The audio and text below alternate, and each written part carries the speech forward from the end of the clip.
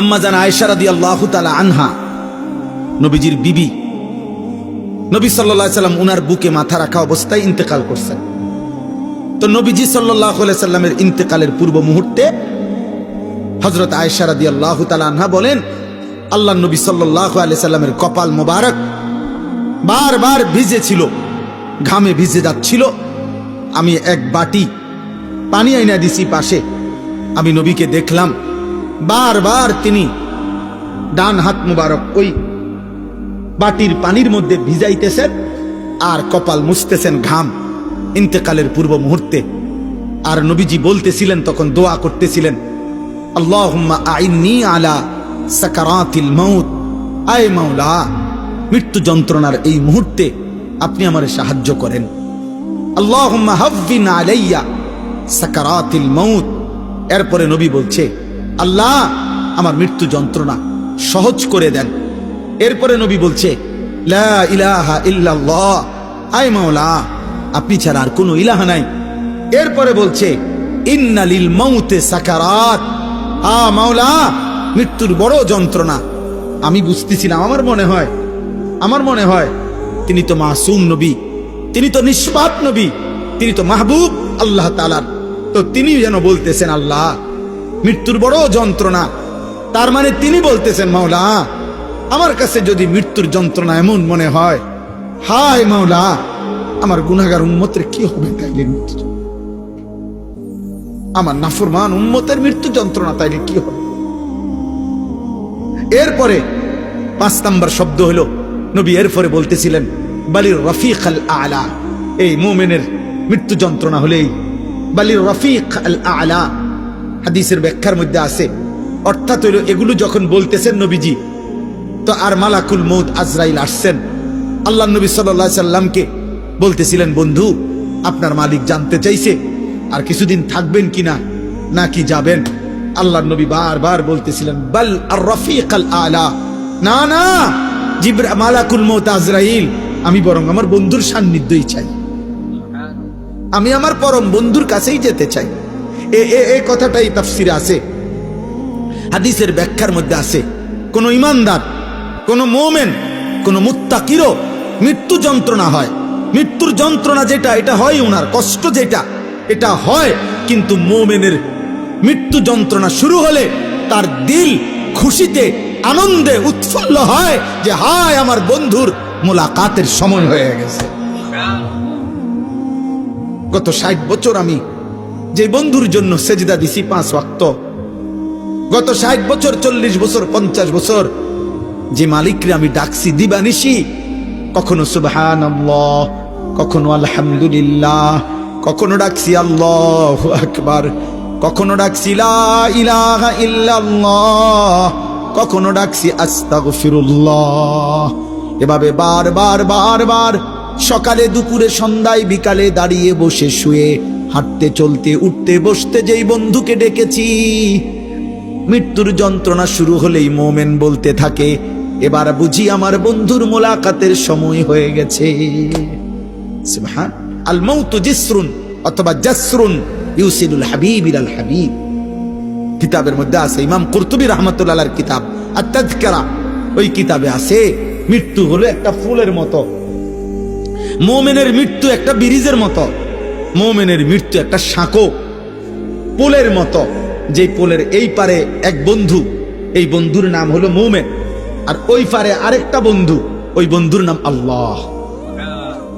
এই একজন হাবিব, এখানে একজন হাবিব, তো ওই পারের বন্ধু আল্লাহ, এই পারের বন্ধু মুমিনকে ডাকতেছে, আও আয়ালাও, এই পোল এটা পার হইয়া আসো, আসো আমি বন্ধুর মুলাকাতে আসো। তো বুজুর্গানে দিন বলে, মৃত্যু হচ্ছে এমন যে একটা পোল, যেন এক বন্ধু এই পোল পার হবে মানে মৃত্যুবরণ করবে, তো পরম বন্ধু আল্লাহর মুলাকাত হয়ে যাবে, মুলাকাত। তাইলে কথাটা বুঝেন, মৃত্যুর যন্ত্রণা মুমিনের হবে কিনা? কথা বলে না, ভীষণ যন্ত্রণা, ভীষণ যন্ত্রণা। কিন্তু মুমিন এতে করে যত যন্ত্রণাই হোক সে তৃপ্তি পাবে। কোনটা? কেন? আমার আল্লাহর সাথে কি হয়েছে? সাক্ষাতের সময় হয়েছে। কিন্তু মৃত্যুর যন্ত্রণা হবে। আচ্ছা, মুমিনের মৃত্যু যন্ত্রণা কেমন আরেকটা উদাহরণ দেই। রাসূলুল্লাহ সাল্লাল্লাহু আলাইহি সাল্লামের বিখ্যাত একজন সাহাবী হযরত আমর ইবনুল আস রাদিয়াল্লাহু তাআলা আনহু। আমর ইবনুল আস, আমার কাছে আমার গাড়িতে একটা কিতাবে আছে, এই কিতাবের নামই হলো ওয়াজাআত সাকরাতুল মাউত বিল হক। আমি এটা পড়ি আর কি, আরবি কিতাব। ওইখানে আছে আরব দেশের একজন বড় আলেম, মাশহুর বর্তমান সময়ের একজন বিখ্যাত ব্যক্তি ডক্টর আয়েস আল কারনি, ওনার লিখিত কিতাব। তো উনি লিখছেন সেখানে নবীজির একজন বিখ্যাত সাহাবী আমর ইবনুল আস রাদিয়াল্লাহু তাআলা, অনেক প্রসিদ্ধ সাহাবীদের একজন। এই সাহাবীর মৃত্যুর সময়, ওনার যখন সাকরাতুল মউত শুরু হয়েছে, মৃত্যু যন্ত্রণা, তখন ওনার ছেলে আব্দুল্লাহ, উনিও সাহাবী। এই সাহাবীর ছেলেও, আমি বললাম আপনারা এই এখনো দুই একজন মোবাইল ধরে রাখছেন, মানে বুঝতে চাচ্ছেন না। আপনি শুনেন, আপনি শুনেন। তো আব্দুল্লাহ রাসূলুল্লাহ সাল্লাল্লাহু আলাইহি সাল্লামের সাহাবী আমর ইবনুল আসের ছেলে আব্দুল্লাহ, উনিও সাহাবী, মানে বাপ ফুত দুইজনেই কি সাহাবী। তো এই ছেলে আব্দুল্লাহ ওনার আব্বা আমর ইবনে আসকে জিজ্ঞেস করতেছে মৃত্যুর পূর্ব মুহূর্তে, আব্বা বলেন তো এই মুহূর্তে আপনার সাকরাতুল মউত, মৃত্যু যন্ত্রণা কেমন মনে হচ্ছে? কিতাবে লিখছে সাহাবী কি কয় শুনেন। উনি ইমানদার, উনি সাহাবী, নবীজির কলিজার টুকরাদের একজন। উনি বলতেছে, ইয়া বুনাইয়া, হে আমার প্রিয় সন্তান, কাআন্না জিবালাদ দুনিয়া আলা সাদরি ফুত, সন্তান আমার মনে হচ্ছে পৃথিবীর সবগুলো পাহাড় আমার বুকের উপরে চাপ দিয়ে রাখছে। এক মুমিন বলতেছে, এক সাহাবী বলতেছে, কাআন্না জিবালাদ দুনিয়া আলা সাদরি, যেন পৃথিবীর সবগুলো পাহাড় আমার বুকের চাপ দিয়ে রাখছে রে। এরপরে আরেকটু আছে, উনি বলছে ওয়া কাআন্নী আতানাফাসু মিন সাকবিল ইবরা, আমার মনে হচ্ছে ফুত সন্তান আমি যেন এই বুকে পাহাড় চাপা অবস্থায় সুইয়ের ছিদ্র দিয়া নিঃশ্বাস নিতেছি, ছিদ্র দিয়ে আমি যেন একটু একটু নিঃশ্বাস নিচ্ছি। প্রিয় বন্ধু, প্রিয় নওজোয়ান, আমার বাপ বলেন তো, একজন ইমানদার, একজন সাহাবীর মৃত্যুর যন্ত্রণার হালাত যদি এমন মনে হয়, আজকে 30 বছর যে সুদ খায়, এবার কি তো হবে? আজকে 60 বছর বয়স, এখনো যিনি বিড়ি সিগারেট খায়, ওনার কি হবে? আজকে 60 বছর ধরে কথায় কথায় যে গালিগালাজ ছাড়া কথা বলতে পারে না, ওনার কি হবে? আজকে 60 বছর ধরে যিনি চা দোকানে বসে বসে এখনো বুড়া হয়ে গেছে, এখনো রঙিন টেলিভিশনে নাটক সিনেমা দেখে, ওনার কি হবে? যে মহিলা আজকে 20 বছর ধরে 30 বছর ধরে বেপর্দা, আমার ওই মায়ের কি হবে? যে বোন আমার পরের ছেলের সাথে হারাম সম্পর্ক, অবৈধ সম্পর্ক করে, আমার সেই বোনের কি হবে? আমার যুবক, তুমি যে গত 365 দিনে এক বছরে কোনো দিন ফজরের নামাজ পড়লা না, তোমার কি হবে দোস্ত? হ্যাঁ, এই সময়ে যদি তোমার মৃত্যুর যন্ত্রণা শুরু হয়, হালাত কি হবে? বলো ভাইয়া, বলো ভাই। এরকম কয়টা উদাহরণ শুনবা? হযরত নূহ আলাইহিস সালাম 950 বছর যিনি দুনিয়ার হায়াত পাইছেন, ওই কিতাবে লিখছে ওনার যখন মৃত্যুর যন্ত্রণা শুরু হয়েছে, ওনাকে জিজ্ঞেস করছে, হে নবী নূহ, গত 950 বছর পৃথিবীতে ছিলেন, আপনার কাছে কেমন লাগছে? কতটুকু সময় ছিলেন দুনিয়ায়? 950 বছর কি মামুলি কথা? নূহ আলাইহিস সালাম কি বলছে জানেন? নূহ আলাইহিস সালাম বলছে, শোনো, আমার মনে হচ্ছে একজন লোকের একটা ছোট্ট ঘর, একটা ছোট ঘর, যে ঘরের এদিক দিয়ে একটা দরজা, এন্দিয়া ঢুকে এন্দিয়া বাইর হয় আরেকটা দরজা দিয়ে। উনি বলেন এই দরজা দিয়ে ঢুকে এই দরজা দিয়ে বাইর হইয়া মাঝখানে ঘরের এই জায়গাটুকু পার হইতে যে কদ্দুর সময়, উনি বলেন আল্লাহর কসম, মৃত্যু যন্ত্রণার এই মুহূর্তে গত 950 বছর আমার কাছে এমন মনে হয়।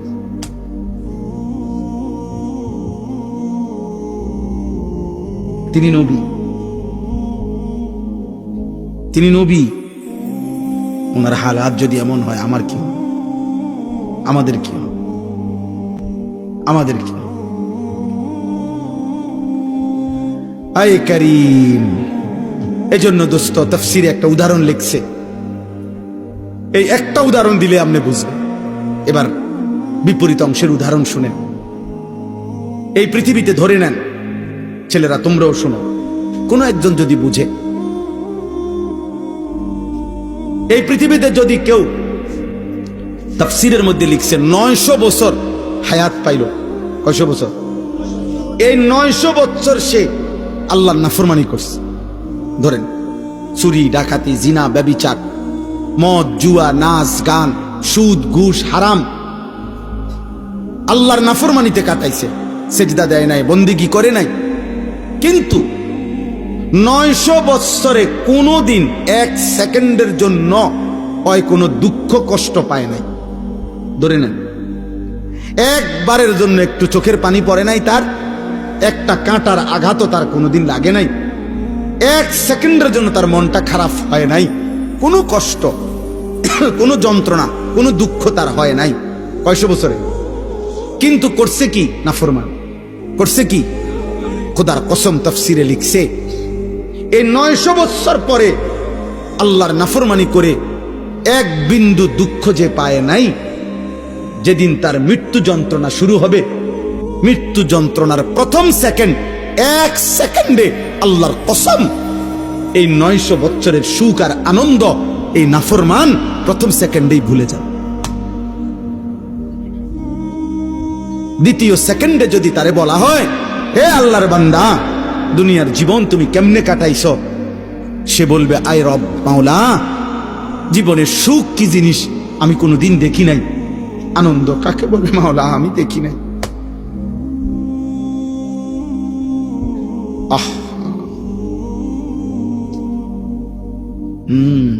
কবরের আযাব, আরো পরে তো বাপ আজরাইলের জান কবজের কষ্ট, সেটা তো আরো পরে। এটাই আমি তর্জমা বললে আমার কথা শেষ হয়ে যাবে। এরপরে হাসরের ময়দানের কষ্ট, এটা তো আছেই। মিজানের পাল্লায় ওজনের কষ্ট, সেটা তো আছেই। ফুলসিরাত পার হওয়ার কষ্ট, সেটা তো আছেই। জাহান্নামের আযাবের কষ্ট, আগুনের কষ্ট তো আছেই দোস্ত। তাফসীরের মধ্যে আছে, ওই কিতাবের মধ্যে আছে, ইমাম কুরতুবীর কিতাব। ইব্রাহিম আলাইহিস সালাম আল্লাহকে, আরে আজরাইলকে একদিন বলছিলেন, আজরাইল, নাফরমান পাপীর জান তুমি কেমনে কবজ করো, তোমার আকৃতি চেহারাটা তখন কেমন হয়, আমার একটাবার দেখাও। খোদার কসম আজরাইল বলছে, ইব্রাহিম নবী, আল্লাহর দোহাই, আপনি আমার এটা দেখতে চাইেন না, আপনি পারতেন না সহ্য করতে। ইব্রাহিম আলাইহিস সালাম বললেন, না আমি দেখবই, তুমি আমারে দেখাও। তো হযরত ইব্রাহিম আলাইহিস সালামকে মালাকুল মউত আজরাইল বলল, হে নবী ইব্রাহিম, আমারে 30 সেকেন্ড সময় দেন, 1 মিনিট সময় দেন, আমি আপনার থেকে একটু আড়াল হব। আচ্ছা ঠিক আছে। একটু আড়াল হইয়াই 1 মিনিট বা 30 সেকেন্ড পরে আজরাইল আবার ফিরে আসছে ইব্রাহিম নবীর সামনে। আল্লাহর কসম, ওই নাফরমানের জন্য আজরাইলের যে আকৃতি আগুনে ভরা, সারা দেহ জাহান্নামের আগুন ধাউ ধাউ করে জ্বলতেছে, ওই চেহারা নিয়ে আজরাইল যখন ইব্রাহিম নবীর কাছে এসে দাঁড়াইছে, একটা চিৎকার দিয়া ইব্রাহিম নবী বেহুশ হয়ে গেছে।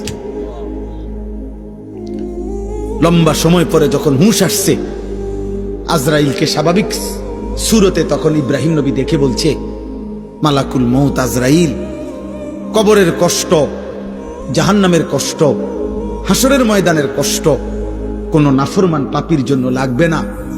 তোমার এই বিভৎস আকৃতি দেখলে, তোমার এই বিভৎস চেহারা দেখলেই জান কবজের সময় কোন নাফরমানের 70 বছরের পাপের যন্ত্রণার জন্য এটাই যথেষ্ট, আর লাগবে না, আর লাগবে না। 3 নাম্বার, নবী সাল্লাল্লাহু আলাইহি সাল্লামের হাদিসে আছে, আমি নিজে পড়ছি, আল্লাহর নবী সাল্লাল্লাহু আলাইহি সাল্লাম বলছে, কোন নাফরমান পাপীকে আল্লাহ তাআলা ফেরেশতাকে বলবে হাসরের ময়দানে, আল্লাহ বলবে, ওরে ওইখানেও নবী কথা বলছে যে 60 বছরে 70 বছরে যে কোনোদিন দুঃখ পায় নাই, আল্লাহ এরকম সুখের নাফরমান। ফেরেশতাকে বলবে, ওরে জাহান্নামের বাহিরটা একটাবার শুধু চারদিকে ঘুরাইয়া আনো, আর জাহান্নামের দরজা বরাবর বাহিরে তারে 1 মিনিটের জন্য 30 সেকেন্ডের জন্য দাঁড় করাইবা, এরপরে নিয়ে আসবা আমার কাছে। ফেরেশতা তাকে জাহান্নামের চারদিকে ঘুরাইয়া জাহান্নামের দরজার কাছে 30 সেকেন্ডের জন্য 1 মিনিটের জন্য যখন রাখবে, দাঁড় করাবে, জাহান্নামের ভেতর থেকে আগুনের একটা গরম বাতাসের একটা ধাক্কা, বাতাসের একটা ঝটকা এই নাফরমান পাপীর বুকে আইসা লাগবে। এরপরেই ফেরেশতা তাকে আল্লাহর সামনে নিয়ে আসবে। আল্লাহ তাআলা বলবে, আমার বান্দা গত 70 বছর খুব সুখে এবং আরামেই কাটিয়েছ না? আল্লাহর কসম, নবী বলে, ওই ব্যক্তি তখন বলবে, রব্বুল আলামিন সুখ কাকে বলে, আনন্দ কাকে বলে আমি জীবনে কখনো দেখিনি। বিশুদ্ধ হাদিস। এজন্য প্রিয় ভাই, রাত অনেক হয়েছে, নয়তো আরো বলতাম। কয়টা শুনবা তুমি? কিসের উপরে ভিত্তি করে যারা নামাজ পড়ছেন না, কেন পড়ছেন না? কোন বিষয়ের উপরে আপনি আস্থা নিলেন? কার উপরে আপনার ভরসা নিলেন? কোন শয়তান, কোন ইবলিস আপনার আস্থা ভরসা দিছে যে তোর কিছু হবে না? কিসের উপরে ভরসা করে সুদ খাইতেছেন, কিস্তি নিতেছেন, হারাম উপার্জন করছেন? বলেন না, কোন কথার উপরে ভরসা করে? যুবক, তোমার কে এমন ভরসা হইল যাকে পেয়ে তুমি আল্লাহকে ছেড়ে দিলা? সুদখোর বাবা, কে আপনারে এরকম ভরসা দিল যাকে পেয়ে আল্লাহকে ছেড়ে দিলেন? বেপর্দা নারীকে বলেন, বেহায়া মহিলাকে বলেন, এই বোন, কে তোমারে এমন ভরসা দিল? মা গাররাকা বিরাব্বিকাল কারীম।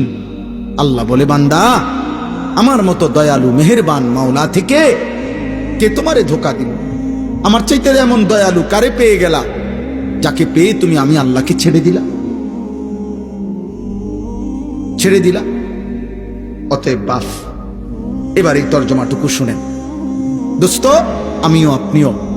ওই যে বললাম, স্বীকার করেন আর নাই করেন, খেয়াল করেন আর ভুলে যান, মৃত্যু আসবে। আসবে তো? কথা বলে না? মনে থাকলেও আসবে, মনে না থাকলেও আসবে তো? 3 বেলা ঠিক মতো খানা খাইলেও মরবেন তো? কথা বলে না? রাজপ্রাসাদের লোকটা মরবে তো? পৃথিবীর সবচেয়ে ক্ষমতাধর লোকটা মরবে তো? পৃথিবীর সবচেয়ে বড় নেতৃত্বের অধিকারী ব্যক্তি মরবে তো? এবার আসেন এই তর্জমাটুকু বলি। তর্জমাটার মূল বক্তব্য হলো, মক্কার কুরাইশ কাফেররা প্রতিনিয়ত আল্লাহর নবীকে বিদ্রুপ করত আর বলতো, মুহাম্মদ, এই যে তুমি বলতেছ আমরা মরে যাব, মরে গেলে আমাদেরকে কবর থেকে আবার হাসর হবে, মিজান হবে, ফুলসেরাত হবে, কবর থেকে আমাদেরকে আবার উঠাবে, কি কই ডিবুজি কথা, ডিবুজি কথা। 500 বছর আগের, 300 বছর আগের মাটিতে কারে কোনখানে দাফন করছে, কোন মাটি উইরা কোনান থেকে কই গেছে, কার হাড্ডি গোস্ত মিশা, এখানকার মাটি হয়তো গেছে কোন দেশে, কোন দেশের মাটি আইয়া পড়ছে কোনখানে, কোথাকার বালু কোথায় উড়ে গেছে, কই থেকে কারে পাইব, কি কই। মক্কার কাফের বেঈমানরা এটা বলতো। ফাকালাল কাফিরুনা হাদা শাইউন আজীব।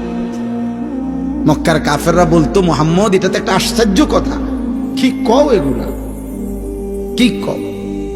এবং তারা বলতো, হায় আমার শরীর, আমার সিদ্ধান্ত, আমি মন চাইলে খাই, মন চাইলে ঘুমাই, মন চাইলে সামনে যাই, পিছনে যাই, যা ইচ্ছা তাই করতে পারি, তাইলে আমি তো আমার কাছে স্বাধীন, আমারে আবার নিবে কে, উঠাবে কে, হিসাব করবে কে? এইভাবে তারা কোনোভাবেই কবর, হাসর, আখেরাত, বিচার, মিজান, ফুলসেরাত এগুলো বুঝতে চাইতো না। তো আল্লাহ তাআলা এই আয়াতে তাদেরকে একটা বিষয়, এক নাফরমান পাপীদেরকে বুঝাইতে চাইছেন। কি বুঝাইছে? আল্লাহ তাআলা বলেন, তাফসীরের মধ্যে আছে, এই আর অল্প একটু তাফসীরের মধ্যে আছে, প্রত্যেক পাপী, কথাটা বুঝেন, প্রত্যেক নাফরমানের যখন মৃত্যুর সময় হবে তো মালাকুল মউত আজরাইল তার যখন জান কবজ করতে আসবে, তো নাফরমানের জান কেমনে কবজ করে? তো তাফসীরের মধ্যে আছে, প্রত্যেক নাফরমানের যখন জান কবজের সময় হবে, তো মালাকুল মউত আজরাইল প্রথম তার কলিজার ভিতর থেকে তার রুহুটা একটা টান দিয়া ছিঁড়ে ফেলে। এই টান দিয়া যখন রুহুটা ছিঁড়ে ফেলবে, তখন রুহুটা আইসা এই কণ্ঠনালী এখানে আইসা আটকায় যায়। এটারে বলে হুলকুম অথবা তারাকি, কাল্লা ইদা বালাগাতিত তারাকি, অথবা ফালাউলা ইদা বালাগাতিল হুলকুম। এই যে না, এই কণ্ঠনালীর অগ্রভাগে এসে রুহটা আটকায় যাবে। এবার আর এটা বাইরও হয় না, ভিতরেও যায় না, এই অবস্থায় থাকে। এরপরে আপনি এইটা দিয়ে এখন বুঝবেন সহজ। ওই দেখেন তো, এই যে টিস্যুর এই কাগজগুলো, এটা দেখেন বের করা খুব সহজ, এই যে টান দিলেই বের হয়, দেখছেন? এটা সহজ না? আচ্ছা, এই যে এগুলো দেখছেন, এই কাগজটা এনে একটা আলগা পলিথিন আছে, কথা বলেন না? এটার সাথে এমন ভাবে লাগানো যে এটা চাইলেই আমরা টান দিলে খুলে না। এইটা যদি খুলতে হয়, এই পলিথিনটা কেমনে খুলতে হইব? এইটা এরকম টানে টানে ছিটতে হবে, ঠিক না? এই তাফসীরের মধ্যে লিখছে, নাফরমান পাপীর এই রুহুটা কণ্ঠনালী থেকে মালাকুল মউত আজরাইল এরকম টাইনা টাইনা ছিঁড়া ছিঁড়া বাইর করে। অথবা কাবাবের শিকে, কাবাব যারা গোশতের কাবাব খায়, শিক মানে লোহার শিকের মধ্যে ফেসায়া ফেসায়া আপনার কাবাব বানায়, এই কাবাব থেকে শিক থেকে যেরকম গোশত টাইনা টাইনা টুকরা টুকরা বের করে, মালাকুল মউত আজরাইল রুহুটা এইভাবে কাবাবের শিক থেকে কাবাব যেভাবে টেনে টেনে ছিঁড়ে, এভাবে ছিঁড়ে, এভাবে ছিঁড়ে ফেলে, এভাবে ছিঁড়ে ফেলে। অথবা যদি কেউ বুঝে এরকম যে কোন ভিজা জিনিসের মধ্যে যদি তুলা ভিজা জিনিসের মধ্যে আটকাইয়া যায়, যেই তুলা এমনি স্বাভাবিকভাবে পড়তেছে না, তো এই তুলা যেরকম টাইনা টাইনা, ব্যান্ডিজের তুলা যেরকম টাইনা টাইনা ছিঁড়ে, খুদার কসম আল্লাহর নবী বলছে নাফরমানের রুহুটা আজরাইল এভাবে টাইনা টাইনা ছিঁড়বে, টেনে টেনে ছিঁড়বে। ফালাউলা ইজা বালাগাতিল হুলকুম। তো এবার আসেন এখানে, আল্লাহ তাআলা বলেন এই নাফরমান পাপী, তো এই মক্কার কুরাইশ কাফের বেঈমান মুশরিকদেরকে কিয়ামত পর্যন্ত আল্লাহ চ্যালেঞ্জ করছে যে এই কণ্ঠনালীর কাছে আইসা যখন রুহুটা আটকাইয়া যায় নাফরমানের, তখন নাফরমান তো ছটফট করে, তো তখন তার আত্মীয় স্বজন সব তো পাশেই বসে থাকে, তারা তাকায় তাকায়া দেখে। তো আল্লাহ বলে, হে নাফরমানরা, যেহেতু তোমরা বলতেছো তোমার শরীর, তোমার স্বাধীনতা, তোমার ইচ্ছা, তোমার যা মন চায়, তোমার সব ক্ষমতা, এখন এই মুহূর্তে তোমার এই নাফরমান আত্মীয় যার কণ্ঠনালী আটকায় গেছে রুহু কণ্ঠনালীতে, এখান থেকে তার রুহুকে আগের জায়গায় ফেরত দাও। তুমি না বলে কইতেছো কবর হবে না, আখেরাত হবে না, মিজান ফুলসিরাত হবে না, তোমারে ফিরাবে কে, উঠাইবে কে কবর থেকে? তো যেহেতু তোমার এই ক্ষমতা, তো এখন তার জিউনাহা, এই রুহুটাকে এখান থেকে আগের জায়গায় ফেরত দাও। আনো তো, সম্ভব? কথা বলে না সম্ভব কারো পক্ষে? তো আল্লাহ তাআলা বলেন, যদি সম্ভব না হয় তো আল্লাহ তাআলার ক্ষমতার সামনে অহংকার করছো কেন? আল্লাহর ক্ষমতার সামনে যুক্তি দেখাচ্ছ কেন? যুক্তি দেখাইতেছ, এই কথাটাই আল্লাহ বলছে। ফালাউলা ইজা বালাগাতিল হুলকুম, যখন রূহু এসে যাবে কণ্ঠনালীর কাছে, ওয়া আনতুম হিনা ইদিন তানদুরুন, তোমরা স্বজনরা তখন চারদিকে তাকে দেখতেই থাকবা। ওয়া নাহনু আকরাবু ইলাইহি মিনকুম ওয়ালাকিন লা তুবসিরুন, আল্লাহ বলেন, এবং আমি আল্লাহ তখন তোমার ওই ব্যক্তির সামনে আমি আছি, আমি তার নিকটেই আছি, যদিও তোমরা দেখতেছ না, আমি আছি, আমি আছি। আচ্ছা, আমি আল্লাহ দাঁড়াইলাম, আল্লাহ বলতেছে আমিও আছি, তোমরাও আসো।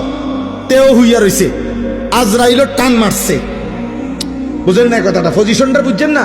আল্লাহ বলছে আমিও আছি, তোমরাও আসো, তারও অবস্থা খারাপ, কণ্ঠনালীর কাছে রুহু চলে আসছে। এবার আমি আল্লাহ চ্যালেঞ্জ করলাম, ফালাউলা ইন কুনতুম গায়রা মাদিনিন, তোমরা যদি মনে করে থাকো তোমাদেরকে কবরে নেওয়া হবে না, আখিরাতে উঠানো হবে না, পুনরায় হাসরের ময়দানে একত্রিত করা হবে না, তাহলে তারজিউনাহা ইন কুনতুম সাদিকিন, তোমাদের দাবিতে যদি তোমরা সত্যবাদী হয়ে থাকো তাহলে এই রুহু ফেরত দাও। দাও, এই রুহু ফিরায় দাও, এই রুহু আপন জায়গায় বসায় দাও। সম্ভব? কথা বলে না সম্ভব? তাহলে আল্লাহকে অস্বীকার করছো কেন? এমন মৃত্যু কি তুমি আর দেখো নাই? এমন লাশ কি তুমি আর দেখো নাই? এমন কারো জানাজা কি তুমি পড়ো নাই? বলো, যে লাশের জানাজা পড়ছো তুমি খবর নাও, তার স্বজনরাও তো তারে বাঁচাইতে চেষ্টা করছে, তারে সান্দিনার থেকে ঢাকা নিছে, ঢাকার থেকে ইন্ডিয়া নিছে, ইন্ডিয়ার থেকে ব্যাংকক নিছে, ব্যাংকক থেকে তারে লন্ডন নিছে, খবর নাও। তাকেও তো বাঁচাবার জন্য বারবার চেষ্টা করছে, কিন্তু কেউ তো ফিরাইতে পারলো না। আমি আল্লাহ তো নিয়েই গেলাম। তাহলে তোমার চোখের সামনে যেহেতু প্রতিনিয়ত মানুষ মরছে, চলেই যাচ্ছে, তুমিও তো চলে যাবে, তুমিও তো চলে যাবে। তাহলে কেন এই বাড়াবাড়ি, কেন এই অহংকার? এমন যদি হতো যে আমার যে, এই বেটা বাবা বসো, আব্বা বসো, এমন যদি হইতো যে আমার এই পরিমাণ শক্তি, ক্ষমতা, দল, পদ, পদবী আছে, সম্পদ আছে, যে আমি মৃত্যু থেকে ঠেকাইতে পারবো, এমন কি সম্ভব? কথা বলেন না, এই শেষ কথা বলেন। অতএব দোস্ত আমার, কোনোভাবেই মৃত্যুর এই অনিবার্য বাস্তবতাকে আমরা হারাইতে পারবো না, সরাইতে পারবো। মৃত্যু এসে আমাদের সব আয়োজন থামাই দিবে, সব ব্যস্ততা থামাই দিবে। নবীজি বলছেন সাল্লাল্লাহু আলাইহি সাল্লাম, ধরে নেন, নবীজি উদাহরণ দিয়ে বুঝাইছেন যে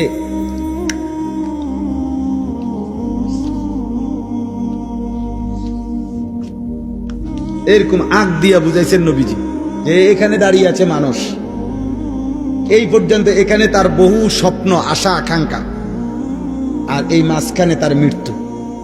অর্থাৎ সে এখানে দাঁড়িয়ে এই পর্যন্ত পৌঁছার স্বপ্ন দেখতেছে, কিন্তু মাঝখানের এই মৃত্যু আইসা তারে খবরে নিয়ে গেছে।